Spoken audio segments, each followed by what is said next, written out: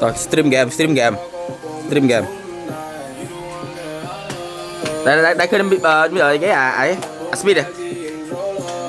Stream game stream game. Ê toàn là bàn Thích ấy không?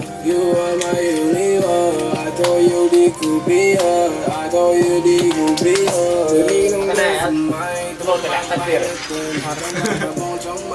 đây mình nói vô lột cái lẹt tách Oh cool man cool man cool man coolเลยcoolเลยcoolเลยnè. Cái chim tấu lãng man không? Chưa. Ê ê ê stream game rồi. Stream game. Sorry nha. Oh oh. Hey hey. Đăng này đăng video cho chị miệng này. Ok, nó sinh ngam đây đó. Cho miệng. Cặp rồi đi. Chị bắt cú à? Nó nào vào đây. Cú nó nào vào đây. Đây nè. ơi đại trong sân đâu ơi tiểu một như ru hơi Cái nào bên? Này lên cái này. Nè. đã được khói rồi Rồi nè. tất khăn khói cả lái tôm rồi Ồ. Ồ thọ bị tao cho trong phim chụp miệng nó chát à. Stream ghẻ mà đang như khi cắt chụp miệng lâu ra canh camera chẳng chẳng. Như bên. Bên là Jin này. Thằng nào vô âm anh không? Anh stream game lên.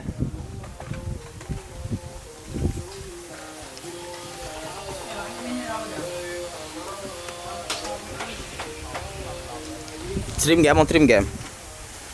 Bố mà thấy không? Rồi mà cái coi linh pin nè. Nè, đừng với nhà đây em stream game phần năng này. Go bro. Again, mau again.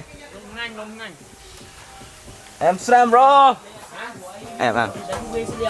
đánh ra nào không Ê.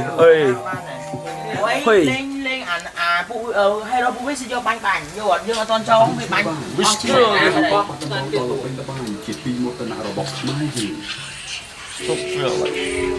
còn anh đứng thì bọn đây ngoài liền bên này Giống muốn nè hay bọn nó kia cho thọt cho anh ạ. vô lên ảnh á đạp Ê bro. Cặp free bro. bài ăn biết không vậy đánh lại